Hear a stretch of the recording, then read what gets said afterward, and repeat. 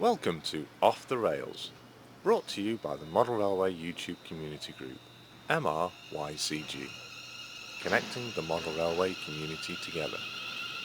You can find us on Facebook, Instagram, Twitter, and of course, YouTube. Just search for MRYCG.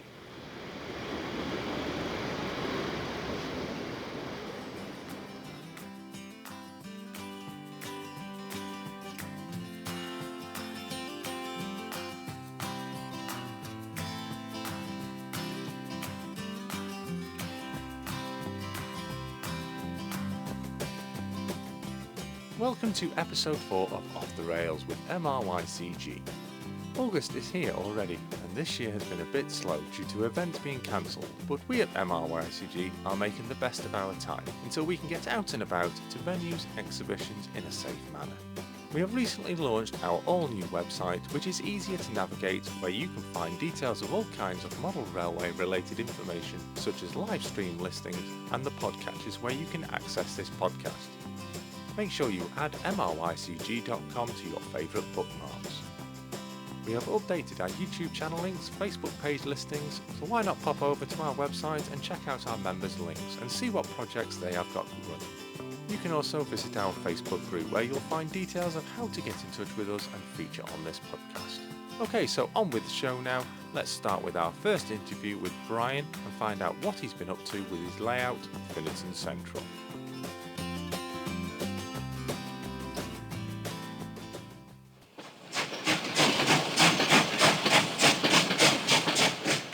So hi Brian, how are you today?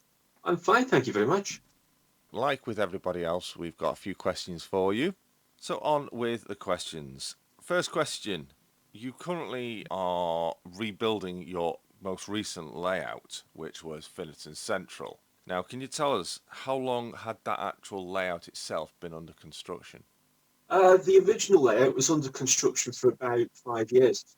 During that time, did you have any Um, difficulties or did you change anything as such? to be honest, it was a disaster from the word go. I guessed everything. There was no plan. I was living in denial. And I just carried on building and building, knowing full well that it was just getting worse and worse. And in the end, I just made the decision to just rip it up and start again. So you said it was a bit of a disaster from the start. Now, when was the start?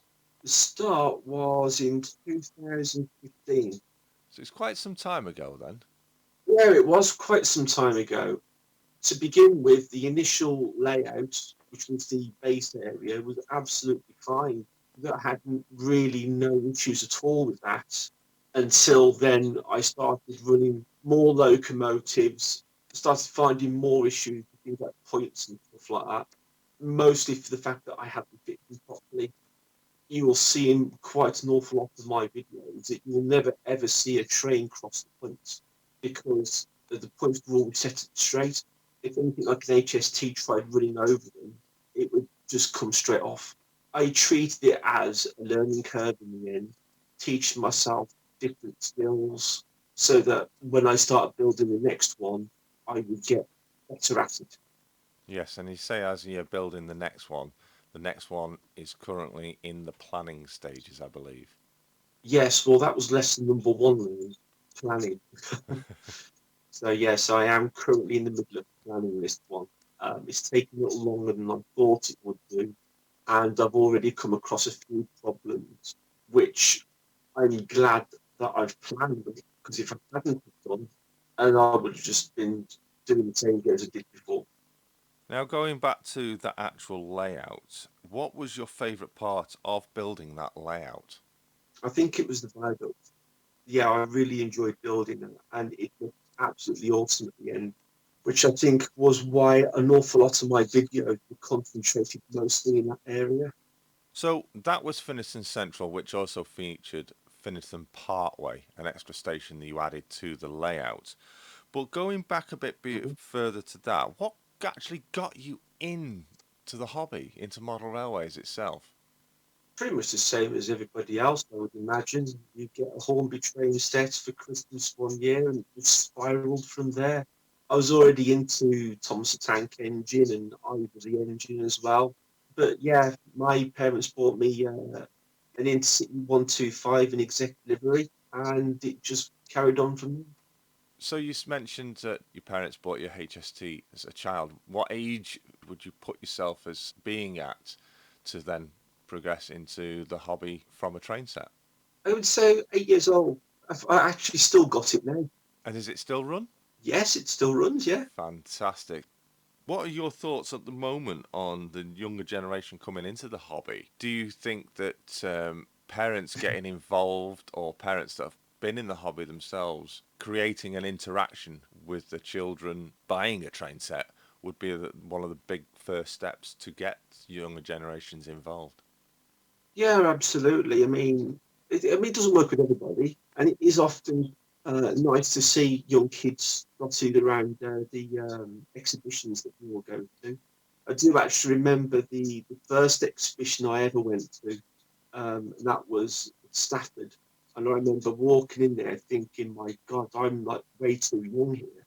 Everybody that I could see were like 60 plus, and I was still in the 30s then. But yeah, I did actually feel quite young then. But now I find that an awful lot more kids are attending these exhibitions now than they ever did do. Do you think that might be as an inspiration from a lot of the TV shows that have been featured recently, like the Great Model Railway Challenge?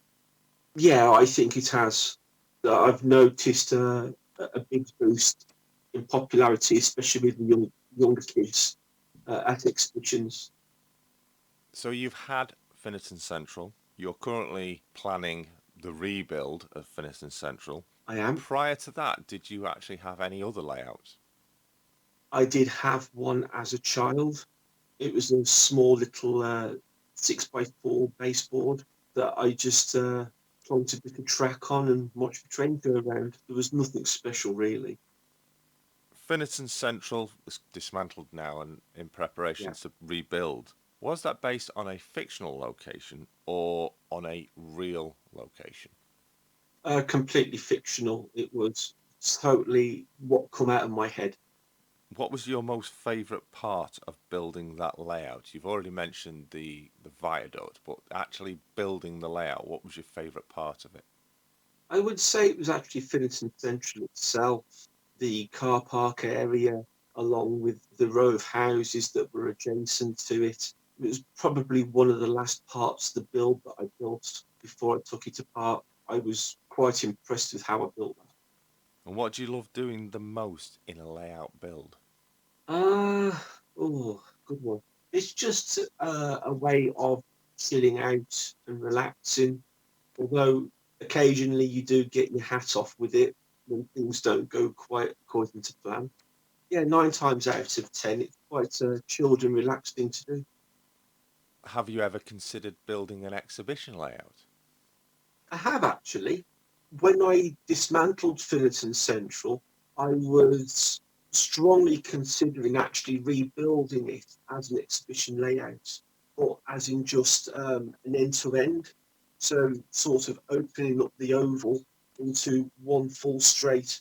But in the end, I decided against it because of the fact that I needed transport to get it to and from exhibitions.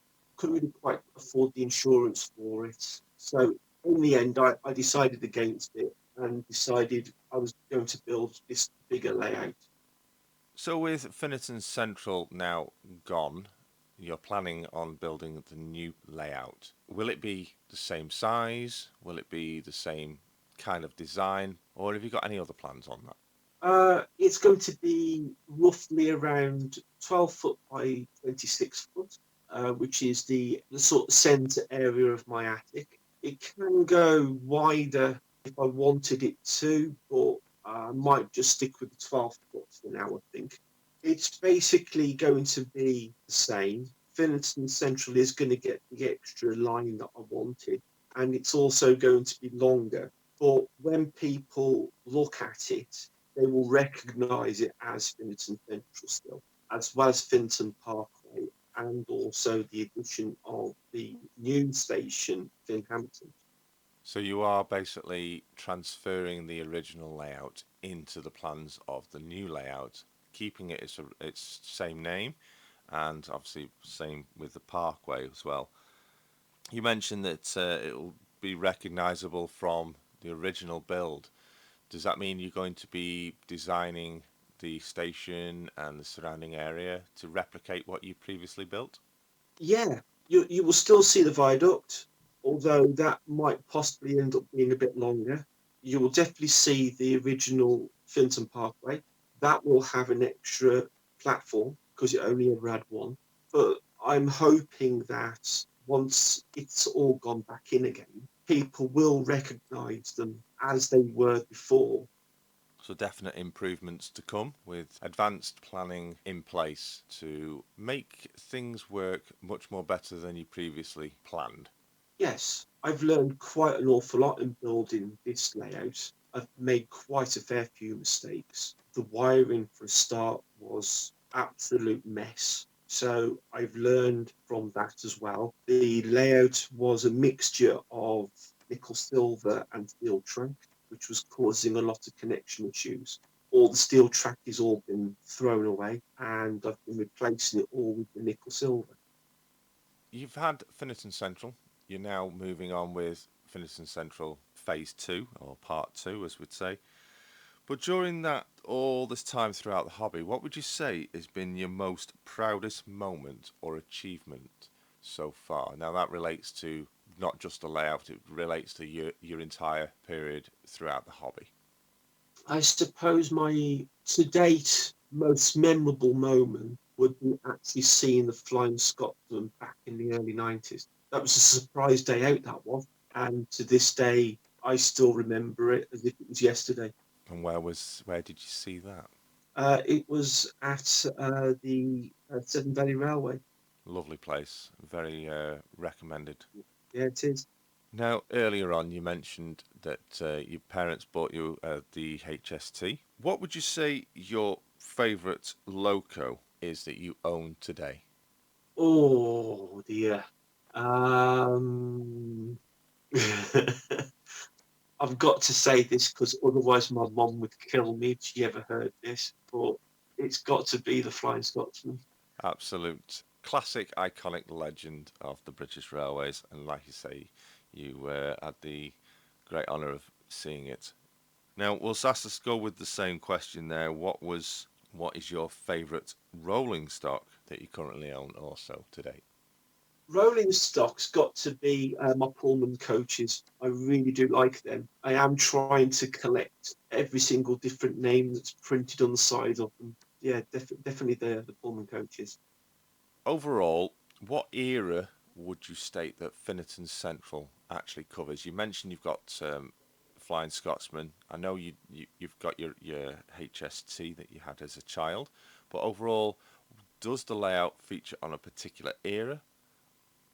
Yes, it does. To be honest with you, this happened accidentally. It's actually represented at around 1986. It's a quite prominent year then. Yeah, Do you at any time think you'll maybe expand on that? I will definitely expand throughout the decade and before, and quite possibly into the early 90s, just before British Rail come to an end. Okay, so now on with the final question before we hit the quick fire round. Brian, how useful do you find online social media and forums are at providing modelling information? I find them extremely useful. You've got RM Web. You've also got the MRYCG website as well, a good source of information to go and have a look at, and also Facebook. I'm not on any other social media, so I can't really comment on Twitter and everything. But yeah, Facebook has been a humongous source of information. Well, thank you, Brian, for answering the main questions. Now for the quick fire round. Are you ready? Are you sitting comfortably? I'm sitting comfortably. Right. Question 1. What is your favourite beverage? Coffee, Question 2. What is your favourite snack? cake, And final question, question 3. What is your favourite all time TV show? Night Rider. Fantastic. Thank you very much for that little bit of an insight into and beyond the model railway of Finnerton Central. I hope you've enjoyed answering these questions for us, Brian, and I thank you again for coming along. Thank you very much. Just to let the listeners know, where can we find yourself? You can find me on YouTube under Finnerton Central, as well as Facebook. So thank you again, Brian. It's been an honour to have you here. So until the next interview, thanks for tuning in. See you again soon. Thank you very much for having me.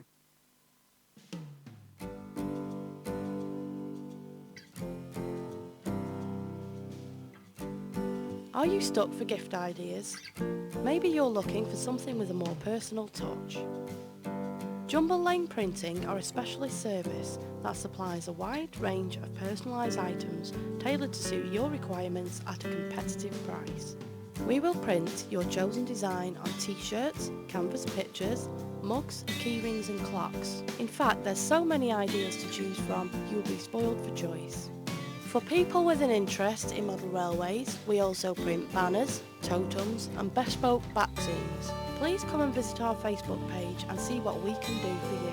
Just search for our Jumble Lane Printing page on Facebook or call Jeff now on 07931 776 978.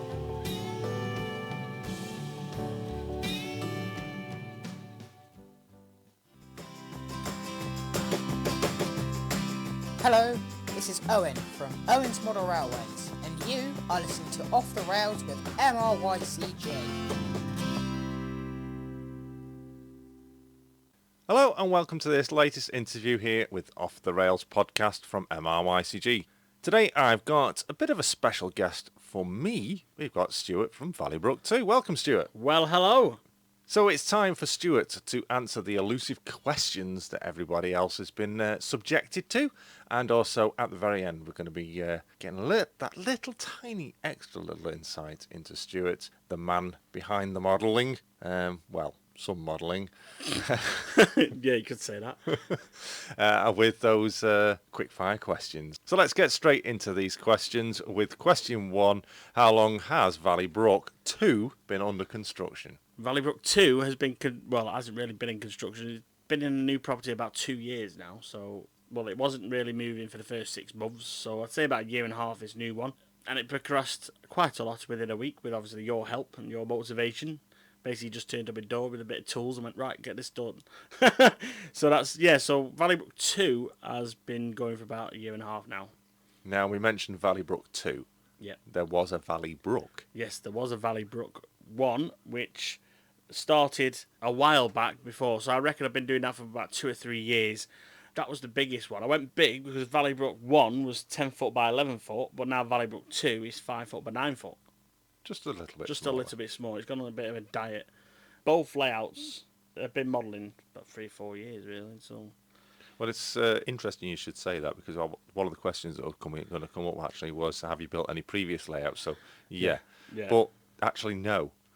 No, because I've not built anything. It's you that have built things. Because I make things with wood and they end up like not level and wobbling, whereas Jason just could put it together and done. So Jason, I give ideas to Jason. Jason built them when we did it all together. I did more. But by the time Jason got a baseboard up, I was laying track. He kept following around. He built a base leg. Then he turned around. He's like, there's track there, and I'm following around with like track. You ever seen that video, Wallace and Gromit, where he's putting the track down to the train? That was like me. You were building a baseboard. I was putting the track down. It was unbelievable. So what? Obviously, you've got the layout. You had the Valleybrook 1 to start with, and you've progressed to Valleybrook 2. But what got you into the model railways, and what was your first train then you actually got? I remember many, many years ago, I got given these tatty, plasticky train sets that basically went round in an oval, but then had a cut through in the middle. And I always remember it was battery operated, just a little thing. And it just went round and round all the time. And then when you went it through the junction in the middle, it just kept skipping off the rails. And that's all I remember. And ever since I was little, I've always wanted a train set. I've been looking at train sets and everything like that. But then my first train set was with you. That was the first ever train set, because we've known, obviously me and Jason known each other for a while. And I collected model touring cars, replica touring cars of the British Touring Car Championships between 1990 to 2000, the Super Tourer area. And we heard of Stafford Show. I wanted to go to get model touring cars, and you went to look at, obviously, model railways. And at the time, I had a service technician at work, and he says, "Oh, I do model railways, I do it in N gauge." And I was like, "Well, what's N gauge?" He says, "What's double O gauge?" I was like, "Right, I'll go to Stafford, see what's N gauge and see what's double O gauge." So then Jason goes, "Right, that's N gauge, that's double O gauge." I went, "How small is that?" And no chance I got doing that. So I went to double O gauge, and then we just loving look round. I come away with 2 touring cars that would cost me about £12, and then come on with a £50 Brighton Caledonian set. Come back with that, and then when I walked through the house with my mum just went, "Oh." And that was it then. It just started on a pace table on Valleybrook 1, and then it just kept going. Because at the same time, I did buy other bits there, but I think I got a 47 Virgin, some coach. So I bought a little bits and then got it on. So my first set, which I've still got in the box and still use on Valleybrook 2, is the Caledonian sleeper set with a little steamer, like a Smoky Joe one. What's been the favourite part of the layout build so far that you've done? Valleybrook 1 or 2. Either. To be honest, the bit I've done is making it come alive, because you did the work on the woodwork and everything, and I give you the ideas, but then it started to come alive, especially on Valleybrook 1, when I started priming the boards. It started everything come white, then the track came, and then I had the 3 sweeping along, and it started to come alive. Then I thought, oh, that's right. And even my mum was like, "Oh, it's just a train set." It's just. But when she came in and I borrowed your Pendolinos and sound Pendolino, she was like, "Oh, it's like a real train but smaller." It's like, "Well, yeah, Mum, that is the thing." And then it started to come alive with it. So the best is I think it's just the imagination, really. Of current Valleybrook Valleybrook 2, yeah. Is there any part of that actually you regret doing? I don't really know, to be honest. Not on Valleybrook 2, because I'm taking that long with it that I'm trying to sort of. I think the only downfall with Valleybrook 2 is there's not much room to move around, because, like I say, it's 5 foot wide and you got a bit in the middle. But the best bit of Valleybrook 2 is the bridge, which I got from you. The bridge has always been the focus of both layouts, Yes. hasn't it? Yes, that's because on the first one, it was in its own little valley going across the fireplace, and now the second one, it's actually the pull-out section to get into the actual layout, and it actually works with my electronics. Nobody else's. Something he's actually done himself. Yes, with a bit of help from Chris Bauer and Jeff at Jumbo Lane. So these layouts that you've done, are they based on a fictional location, or is it just totally... The reason why the name Valleybrook came along is because where I used to live, at the first Valleybrook, whenever you Googled that address, it used to say on the maps Valleybrook, because where I used to live in Crewe, they had the Valleybrook Park, the Valleybrook Motors, so it was Valleybrook, so that's why it came up with the name. And then when I moved to Winsford, I thought, to change the name or just keep to Valleybrook 2? And obviously then, when we were coming up with logo ideas, then that's how Valleybrook 2 came along, and now Valleybrook came along, because it's an actual place in Crewe, part of a town and part of the park area, which is called Valleybrook. So you mentioned about the plastic train. How old were you roughly then? I think it was about 5 or 6, something like that, from what I remember. So, not giving away your age now, then that's quite some time ago. Yeah, it was quite some time, yeah. What's your favourite Loco or rolling stock that you currently own? Right, well, first of all, as people can hear and how people are giggling, it's not a Class 70. But I'm quite partial to the 66s. I quite like a 66. Obviously, 37. Love a 37 thrash and the 37 horn. Good old tractors. But yeah, if it's more swayed towards, I think it is a 66, the good old sheds. If you had one Loco, you were only allowed one Loco to walk away with, which Loco that you own would you pick? The Loco I'd take away with me would be Class 90. I won that from West Hill Wagon Works. Good quality backman, heavy, and obviously I like the pantograph. It's motorised and things like that. So I'd take away the Class 90. Have you ever considered doing an exhibition layout? Yes, I would, but I don't know how I'd work it. I don't know if I keep to the same gauge or I'd go smaller, because obviously the way I've been about and seen exhibitions, and I've seen massive ones that come in lorries, and I've seen little ones that come in like suitcases, and it's just obviously with the amount of travel and things like that, so you don't want to overload it. But yeah, I've got something in my shed at home, which is something in the pipeline, but I don't know if it's for me or for something else. So we'll look on that. So what's been your proudest moment or achievement in the hobby so far? I've got a 2-part answer to this one. One is you glorious MRYCG lot and my Facebook Friday, because as you all know, Jason did YouTube Tuesday on his YouTube channel, and then as soon as MRYCG came along, I thought, right, we need something for Facebook, so we did Facebook Friday. And Facebook Friday, touch wood, I've only had a few days off from it. Has been running since the start of MRYCG, so I'm proud of that and everybody it talks to, and I get a lot of connection from that. And my second one, which could be the biggest and most recognisable, is Wally. Last year, it was absolutely fantastic. A massive thanks to everybody at Wally and everyone, Andy as well, for letting me step behind the camera and do camera work for them. People recognising me, and even manufacturers recognising me, helping Wally, and it was just absolutely fantastic. And I was hand on heart gutted that Jason wasn't there, because you lot don't see behind it, but me and Jason are proper wingmen. We're like always helping each other and everything like that. And without him being there, I did feel lost. And you need to experience it. You're coming the next one. Sadly, though, it's not taking place this year, but No. maybe for next year, 2021. Definitely. Okay, so taking things away from the layout, take you towards more of the social side of things. What are your thoughts on the younger generation coming into the hobby and how it's developed currently? Well, being quite young myself, bringing everybody younger generation into the hobby is absolutely vital, and we need this because, as people have said, you've been going around model exhibitions and it is a lot of younger kids. You've got ages 5 upwards, just enjoying everything. Like I say, from Wally, there's massive load of family. It seems more family oriented day out than rather than the usual backpack and old gents. But yeah, it's more family oriented. Like I say, when I was down there at Wally doing things, I was talking to the manufacturers like Jacket Hattons and other people, and like I say, we are seeing the younger generation coming through, which is a lot better. And like I say, with this as well, it is using the social media platform, because not only is it helping the modelers because younger generation are watching us, but it also gives that lifeline for the younger generation to use that platform to get out there as well. Because I've seen that as well when I've been subscribing to other people. There is the younger generation doing their own, not necessarily modelling videos, but they are doing vlogs of train stations and trains and everything. So they're getting into the real side of trains, then going into modelling and everything like that. So it is better for the younger generation. That was a question actually I was going to move on to, what your thoughts on the social media side of it. So I feel it plays a big part then. Yeah, it does play a big part, because like I said, as well as helping me from when I started in Valleybrook and Valleybrook 2, I was watching the big names. I was watching Lakeside, Everard, obviously our good friend Dean Park. I was watching them, mainly them three. To be honest, at first it was more Lakeside, because Lakeside was quite a big layout within the garage. I know he has referred that onto another. I think that was demised and gone to another one.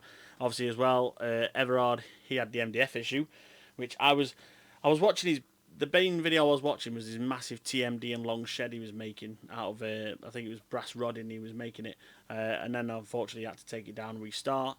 And obviously again, Dean Park, watching a few of his videos, he's, like I say, attention to detail of Dean Park is brilliant. So, but there is others out there, obviously. I do watch other people. But like I say, with the social media, it's anyone's anyone. Like, let's say across the pond, always look at it across the pond and how the railroaders do. It's a very wide audience you can go through, and like I say, you can see little things going from HO scale to O scale. You can, even though it's different scales, it's always the same procedures and things like that. No matter what scale you go. Yeah, through. the same skill sets. Yeah. Looking at you, Stu, you were just enjoying them, and but you were rather nervous because you didn't quite know what was coming. No. But you know what's coming now, don't you? Yes, it's the quick fire round. We're going to delve deep into the heart of Stuart and Valleybrook 2, getting a little bit of insider information on a few little questions, a few little things you get up to. So we're going to fire straight in with these quick fire questions. So question 1 is, what is your favourite beverage? Well, there's a few favourite beverages, but mostly I grab a good gram of energy drink. Question 2, what is your favourite snack? Everything. No, but mostly it's either biscuit or crisps. Only choose one. I'd say mostly crisps. And final question, your favourite all-time TV show? There's a few, but the one that comes straight to my mind is Robot Wars. Thank you very much, Stu, for those quickfire answers. Thank you very much for taking the time to do this interview with me. We wish you all the best in your modelling, and hopefully we can see some further development soon. Yeah, soon. Before we go, Stu, where can we find you? Well, you can find me on YouTube or Facebook and Twitter at Valleybrook Model Railway 2. There you go. You've heard it. Check out Valleybrook Model Railway 2 on YouTube, Twitter and Facebook. Until next time then, thanks for tuning in. Thanks for Stuart. No problem. And we'll see you again very soon. Take care now. Bye-bye. Would you like to keep up with the latest news and live streams from MRYCG members? Then why not check out our live stream schedule on our website at mrycg.com/live stream schedule.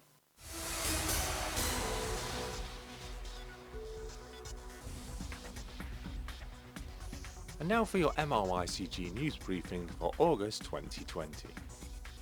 It's full steam ahead next month as over 70 model locomotives are set to go under the hammer in Market Harborough. Gilding's auctioneers are offering the astonishing array of locomotives in their eye-catching virtual live stream auction on Tuesday, August the 18th, 2020. They form part of the estate of Kenneth "Mike" Abbott.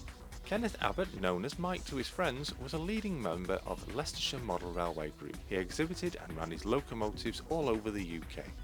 It is fitting that the proceeds of the sale will boost the Welshpool and Llanfair Light Railway. Bidders will get the opportunity to buy locomotives made by leading model train companies such as Accuraft, Bachmann, Astor and Locomotive Works. In line with government guidance, interested parties can book online to view the collection on the 13th, 14th and 17th of August 2020. The catalogue is also available at gildings.co.uk and clients can register their interest now via the website. Michelova Model Railway Group have said with huge regret that they have had to cancel their 2021 Derby Model Railway exhibition that was to take place on the 8th and 9th of May next year. For the last 5 years, the event has taken place at the Roundhouse, which is part of Derby College. The college have decided that the venue won't be hosting any events in the future due to restrictions of mass gatherings. The club says it isn't the right time to start looking for other venues to host future events and hope to bring the exhibition back one day. MMRG would like to thank all visitors, traders and exhibitors that took part in the last 39 events. Hornby have launched a competition to mark their centenary by inserting golden tickets into 10 of their centenary limited edition models. 9 tickets are of cash value ranging from £100 to £500 and one lucky winner is to win a very special trip for 2 on the Belmont Pullman. Hornby say there are still tickets inside some products that have not been claimed yet, so why not check out your packaging because you could be a lucky winner. The Worcestershire Community Rail Partnership is calling for volunteers to help create 2 11.5 metre long community tapestry artworks featuring trains. Stitch Train Worcestershire will make 18 tapestry train artworks for display at stations in Worcestershire during the autumn period. After being displayed, the trains will be linked together to create 2 massive trains, each 11.5 metres long, and will then be exhibited at the Worcestershire Community Rail Partnership anniversary event in November. Each volunteer will be sent a free kit in the post with all that is needed to create one of the tapestry pieces. The trains featured will be the new Class 196 being introduced by West Midlands Railway and the GWR Intercity Express trains which now run on the Cotswold line. Tapestries need to be returned by Friday the 4th of September 2020. If you would like to make a tapestry piece, information can be found on the Stitch Train Worcestershire page of the partnership website at wcrp.org.uk/stitchtrain.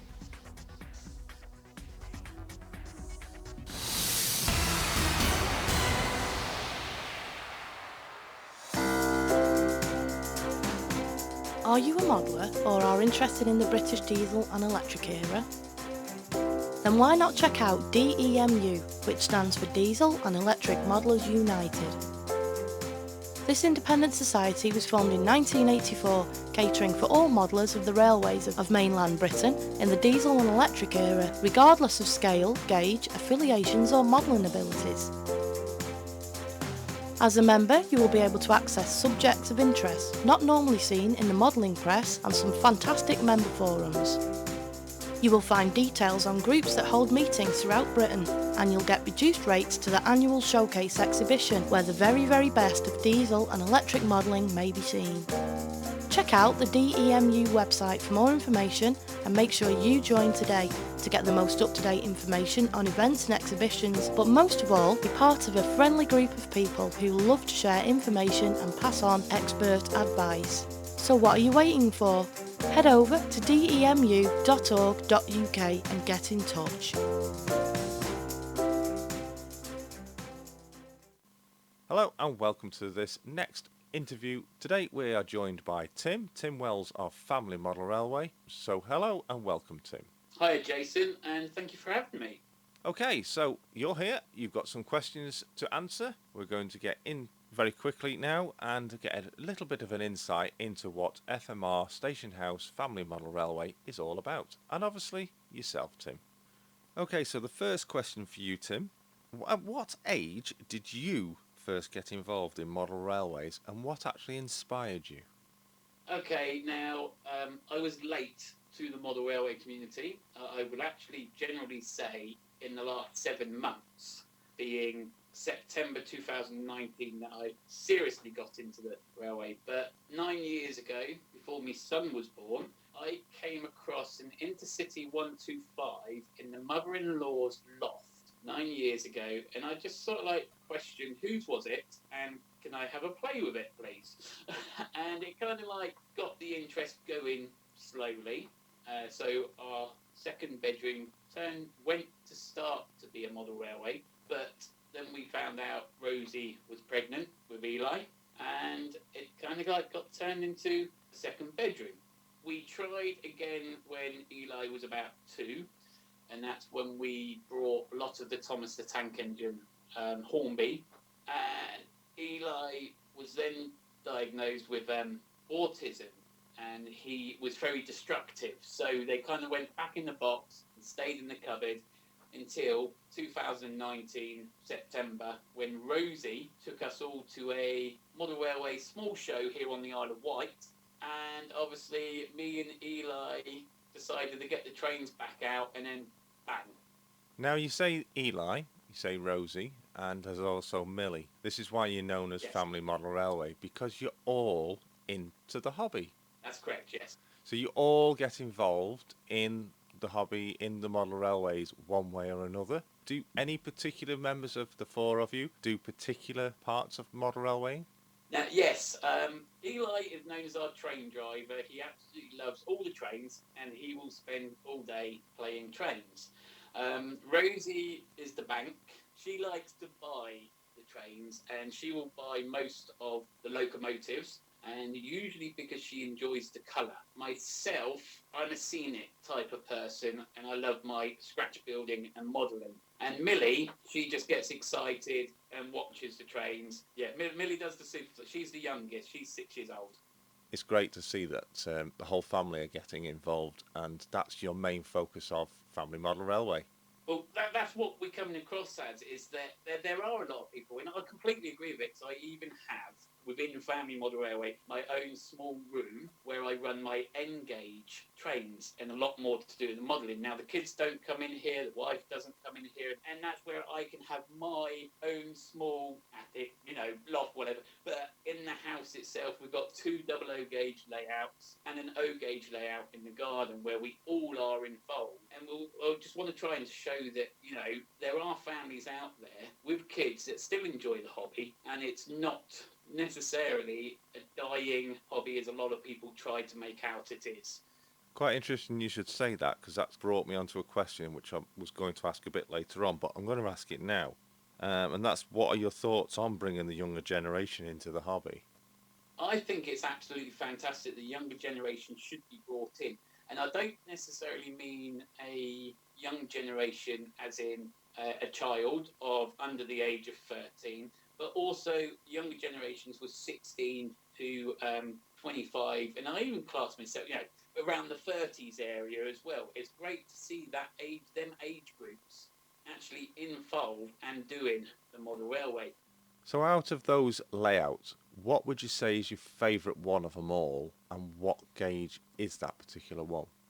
Me personally, I absolutely love the N scale layout that we will be redoing again. So a few of my viewers, we came into the YouTube side of it with a N-scale layout, which is the American 1930s. And I absolutely love it because it's the vast range of differentness that you can get. What is your favourite part of building a layout? My favourite part of building the layout, I've mentioned a few times, is scenery. But the thing is, I like to scratch build a lot of stuff. And it could be from anything. I will walk around a shop and I'll see something and I go, what can I make out of that? Or what can I use that for? So, yeah, just trying to find things that aren't necessarily model railway related or model related and incorporating it and just literally pushing myself as well, because this is a newfound, what do they call it? A hidden talent, I think, in a way, because over the last few months, I found that I can pick something up, spend a little bit of time on it, and create something that's actually meant to look like it's meant to look like. Are any of your layouts based on real locations, or are they all just fictitious? Now, none of our layouts are on real locations, but I do try my hardest to have real operations. Have you at any time considered building an exhibition layout? Now, once I've got my head round the right sort of things, because we're still learning as we go each day, and I'm still coming across things which I love about this community, because I can come across something and I can approach a good handful of people and get the right answer without looking daft. So that's what I really enjoy about the model railway community, is that you can approach people and they will and do help you. But I do want to. Now, I've got a couple of things, ideas on what I want to build and what gauge I want to use. As in my head, I want to kind of like create a coal mining layout for an exhibition, really, and I would love to do something like that, but we wouldn't know where to start. And I don't necessarily mean about the building, but how do you get involved with this type of thing? We're not known, we don't have clubs. Well, we do, but we're not part of clubs. We're not part of mass groups that run them, expeditions and things like that. And to get involved with that, we don't know where to start. So you've got multiple layouts that are of different gauges, scales, but what is your favourite Loco of them all that you have? Oh, wow. Favourite Loco. Now, strangely enough, I really like the 3F Ginty. I know nothing about trains, and we've never claimed on our channel or while doing this that we know anything about trains. But that 3F Ginty is just, it's gorgeous. It's a lovely little Loco. It's O gauge that we've got it in. The sound is just mind-blowing. And we've never done any DCC sound until we got the O gauge. So we decided to do DCC and sound. So the other stuff is all analog. And it's beautiful. Now for the final question, what Loco or rolling stock would you like to see produced for the first time? Oh, again, I can't really answer that question because, like we always say, we don't know anything about the rolling stock or locos. Now, that's a new thing we're going to be learning along our journey of model railways, is the trains. I am one of those, not a naive person, but to me, model railways always used to be the Flying Scotsman, you know, the real big names. So now, actually doing it ourselves, there's a lot out there. And blind, I've not even scratched the surface. So yeah, I can't answer that. Well, it's been an absolute delightful time to ask you these questions. Thank you very much for all of those. But before you do go, we've now got the quick fire round. So we now introduce 3 quick fire questions. These quick fire questions are non-model railway related, and each question only requires a 1-word answer. So if you're ready, Tim? I believe so. Quickfire question 1. What is your favourite beverage? Jack Daniels. Quickfire question 2. What is your favourite snack? A bacon butty. Quickfire question 3. What is your favourite all-time TV show? Supernatural. Okay, so there we have the quickfire questions, and we're now brought to the end of this interview with FMR Station House, aka Family Model Railway. Yes, we've had Tim Wells here, also not forgetting Rosie, Eli and Millie. We love to see them all on the channel. Just before you do go, Tim, remind us all again, where can we find you? You can find us on YouTube as FMR Station House or on Facebook as Family Model Railway. Thank you very much, Tim. Thank You're you welcome. for spending some time taking these questions. So until next time, thanks for listening, and it's goodbye from me. And it's goodbye from me.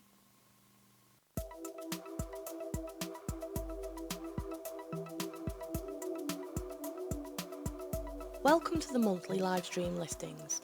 During each episode of Off the Rails, we will be sharing a selection of regular live streams that you may be interested in. A number of model railway enthusiasts have taken the steps to connect the model railway community together by hosting regular streams that are free to watch, take part in and socialise. All the following times are listed in UTC and are hosted on YouTube unless stated otherwise. Monday, 7 PM, Jenny Kirk with the Monday Club. Midnight, Tyadan Valley Railroad and Coal Company. Tuesday, 2 AM, Tom's Trains and Things. 8 PM, Barnabas Junction with YouTube Tuesday in association with MRYCG.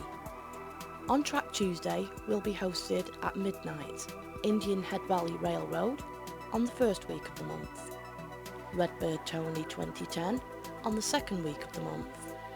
Creative Rails on the third week of the month. Crooked River and Eastern on the fourth week of the month. Wednesday, 8:30 PM, FMR Station House with the Workbench Wednesday show. 11 PM, Schuylkill River Valley on the second week of the month. 11 PM, D and RGW Iron Horse Route, also on the second week of the month. Midnight, Sparky 107 with the Wednesday night live chat. Thursday, 2 AM, Michael McCarville. Midnight, Hot Rod Rodney.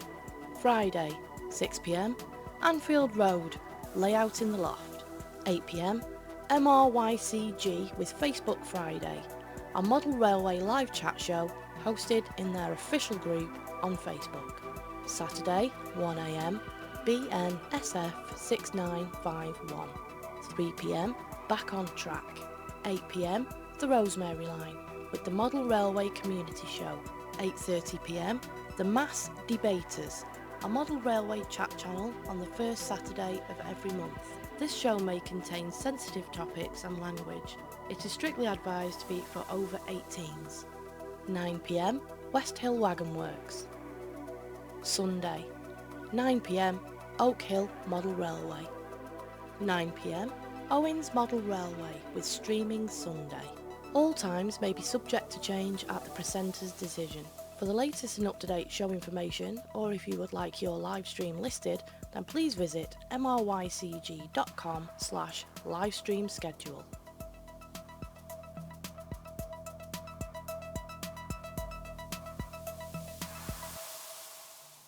Hello, I'm James Cullen, and welcome to Disaster Diaries with MRYCG. Soham, 1944. Many of you who are listening to this will have a model railway at home or collect scale models. One thing many of you will have noticed is many of your model locomotives carry nameplates. Some are of places, or they might be of mythical creatures, gods, football clubs, or even racehorses, but many carry the names of people who had some association with the rail industry. The question is, have you ever asked yourself, who were they? Well, this month I'm going to focus on 5 locomotives that have carried the same 2 names between them. The names are Benjamin Gimbert GC and James Nighthall GC. The locomotives in question were 47577, 47574 and 66077. They were all named after Benjamin Gimbert, and 47579 and 66079, James Nighthall. So, who were these 2 men? Why did they get all these locomotives named after them? And what did they actually do to be awarded the George Cross? I'm going to tell you. It was the 2nd of June 1944. The Second World War raged on, and America now had troops stationed all across the United Kingdom ready to help in the fight against the Nazis. The USAAF, or the United States Army Air Force, was stationed at various air bases across East Anglia. Soham, for those who don't know, is a small town in Cambridgeshire on the Ely to Newmarket branch line. it was served by a simple country station with a passing loop. On the night of the 1st and the early hours of the 2nd of June 1944, it was warm and dry, which wasn't a surprise, as the previous few weeks had been exceptionally dry. There was no moon, and because of the blackout, no lights of any description anywhere could be seen. A War Department 280 Austerity class locomotive, number 7337, had been deployed to deliver 51 open wagons from Whitemoor to Ipswich. The wagons were filled with essential supplies for the USAAF. 7 of them contained various aircraft components and spare parts like tail fins and onboard equipment. The remaining 44 were packed tightly with 400 tons of munitions. This was made up of 250 and 500-pound bombs. Departing Whitemoor Yard at about 23:40, under the cover of night, the train slowly and delicately picked its way through the night towards Ipswich. Gliding along at a steady 20 miles an hour on a level grade, the locomotive barked gently with a sound like a saw biting its way through wood. As the train approached Soham, driver Benjamin Gimbert noticed some steam had escaped from his left-hand injector. Watching it for a moment, through his cab window, his eyes were diverted away by a flickering light. Flames were licking up below the leading wagon of his train. Having already cleared the up-distance signal for Soham, and being all too aware of what the burning wagon contained, he knew he had to act swiftly. Sounding his whistle, its low tone shattered the silence of the night. Hearing this, train guard Herbert Clark rose from his seat, knowing instinctively something was wrong. Gimbert gently brought the train to a stand. Passing a coal hammer to his young fireman, James Nighthall, he told him to climb down and uncouple the lead wagon from the train. "Use the hammer, Jimmy, in case the coupling's hot." In a flash, James Nighthall had the task completed, but as he climbed back up the cab steps, the flames began to engulf the wagon. As all this was happening, Herbert Clark was already running up the line to assist in any way he could with fighting the fire. The howl of the whistles and the calls for help from the signal box had woken up subganger Fuller from his bed. He was now watching the scene develop from his bedroom window as he hurriedly dressed in preparation to help in any way that he could. With the blazing wagon released from the train, Gimbert set off sharply. He knew, no matter what happened, he must get the wagon away from Soham as quickly as he could into open country. Despite the mortal danger he and James Nighthall were in, neither man abandoned their duty as railwaymen. Passing through the station, Gimbert slowed his locomotive to a crawl as he passed by the signal box. He called out to the bobby, Frank Bridges, to protect the line ahead. It was in vain. There just wasn't time. At 1:43, as 7337 clanked towards the box, the contents of the blazing wagon exploded. 22-year-old James Nighthall died instantly from the blast. It's thought he may have been riding on the steps of the tender at the time. Frank Bridges, who was still on the opposite platform, was mortally wounded. 41-year-old Benjamin Gimbert miraculously survived on his footplate, protected from the force of the blast by his tender. The tender was completely destroyed and the engine derailed. Benjamin suffered terrible injuries, but none, thankfully to him, were life-threatening. Fuller and his family were buried alive in the rubble of their house, as was the station master and his family in theirs. The train guard Clark was knocked over and stunned by the blast. Despite this, he still managed to make his way down the line in the pitch black and get to the next box to report all that had happened and protect the line. There was probably no need. When the Little Southern Railway's 12-ton open wagon exploded, it left a crater 66 feet in diameter and 15 feet deep. This obliterated 120 foot of the passing loop and would have severed all the signal wires, automatically setting all signals to danger. All of Soham station buildings and the goods shed that was about 130 yards away were badly damaged. To the east of the station, the quiet town of Soham suffered badly too. 15 houses were destroyed, 36 rendered uninhabitable, and 700 other buildings were damaged in one way or another. Of the wagon itself, only 2 very small fragments were ever found. With all this in mind, somehow, thankfully, only 2 people died and 5 were seriously injured. The swift and heroic actions of Benjamin Gimbert and James Nighthall ensured that only 2.5% of the explosives on that train actually detonated. Try to imagine how much worse it could have been. For their actions and sacrifice, both Benjamin Gimbert and James Nighthall were awarded with the George Cross. Amazingly, largely due to the work done by around 100 US engineer troops, the railway line through Soham was back in use again only 18.5 hours later. The cause of the fire was never properly explained. The wagon had previously been used to carry some sulphur powder, and despite being cleaned out, some powder may have still been in the wagon itself, squeezed in between the timbers. Despite the load having been sheeted, the inspecting officer concluded it must have been caused by a spark from the Loco landing in the wagon and igniting some dry material. On June the 2nd, 2007, a permanent memorial was unveiled to commemorate the events of that fateful night. And now you know who Benjamin Gimlet and James Nuttall were and why they got locomotives named after them. Why not look up the names on some of your own models at home? You never know what stories you just might discover. Thank you for listening to this month's edition of Disaster Diaries with MRYCG. Tune in again next month for another episode. Bye for now. Want to know more about MRYCG? Then why not check out our website at MRYCG.com, a place for model railway enthusiasts to come together and share stories and skills and so much more of the railway modellers in a community known as MRYCG, the Model Railway YouTube Community Group.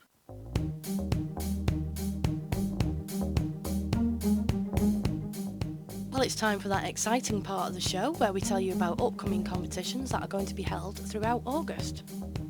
Just having a recap then of the announcements that we made competition-wise for last month's show. In the July episode, episode 3, we announced that a competition was to be held by West Hill Wagon Works, but unfortunately, due to circumstances out of their control, they decided to put this competition on hold for the future. So as soon as we get details of when this will go ahead, we will let you know. The second update then from last month's announcements is that Barnabas Junction held a giveaway starting on the 7th of July during his YouTube Tuesday show. The prize was a Hornby Visitors Centre 10-year anniversary wagon. A big congratulations goes out to Kevin of Shawbridge Junction, who was that lucky winner. We've got one competition to read out to you this month, and that is from Hornby Magazine. You could win a brand new Hornby GWR Prairie for double O gauge if you know the answer to this question. Where were the GWR large prairies built? A. Swindon, B. Crewe, or C. Doncaster? All you have to do to be in with a chance to win this superb Loco is go online and head over to keymodelworld.com, where you will also find the full terms and conditions. Click on the competition tab where you can fill in an online entry form with the answer to the question and submit your details. It's as simple as that. The winner will be drawn at random on the 25th of August 2020 and notified by the 1st of September. Good luck to everyone who enters the competition, and if you win, make sure that you post some pictures of this Loco on your layout to the MRYCG group. We can't wait to see the Prairie in its new home.